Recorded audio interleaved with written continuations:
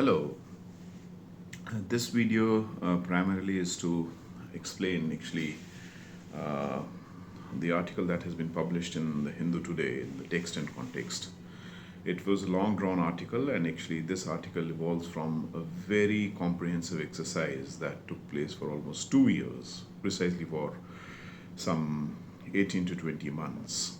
And this was an outflow of the commission, the Kerala Urban Commission, which was formed in 2023, the only commission in the country formed by any state government to have a comprehensive view of how urbanization is unfolding in the state.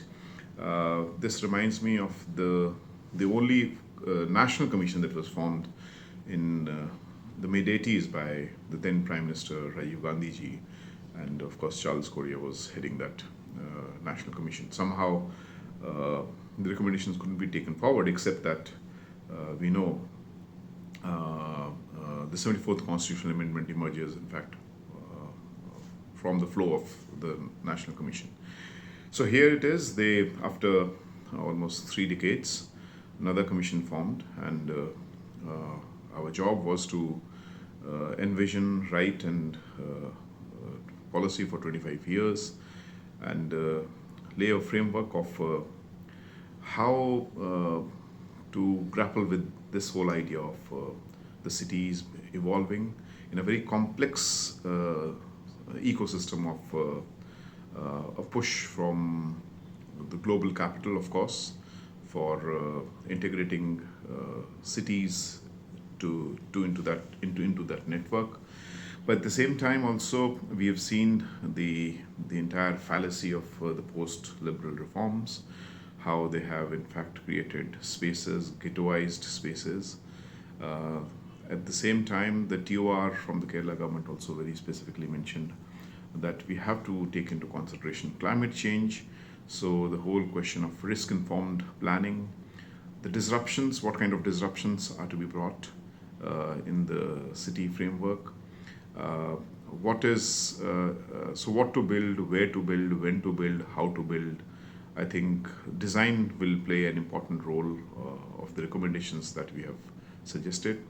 A very comprehensive exercise, I say, because the 14-member team that comprise this commission, in fact, not to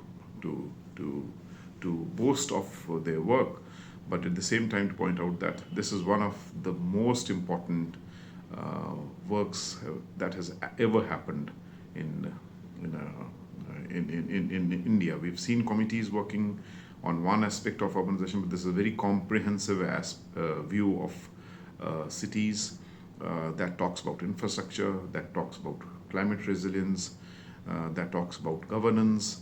So they're very interesting departures that we've suggested, from reservation to the youth in city governments, to bringing in the entire paraphernalia. In fact, this further strengthens the whole question of the 74th constitutional amendment, bringing in the entire paraphernalia of planning. And if digital is going to be the buzzword and to be the driver for another 2 or 3 decades, then how the whole question of digital surplus, digital governance must be integrated to the system. We have taken that into consideration.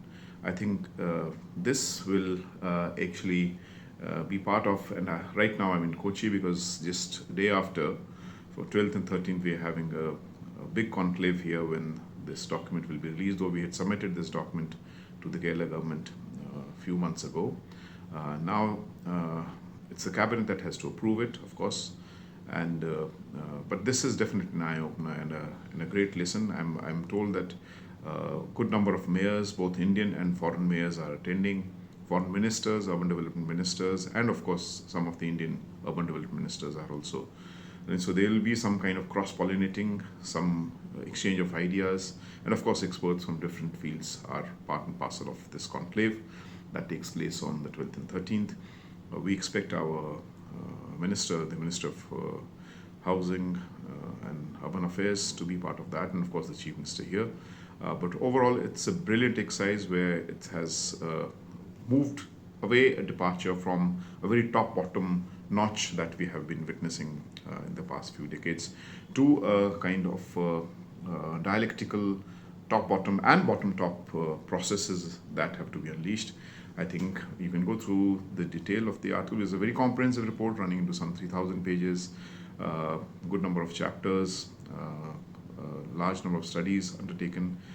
So I'm not sure how this will come out in public domain because I'm sure it will be published. But through this article, at least it'll give a reader a perspective of how the entire process of the Urban Commission was evolved. Thank you.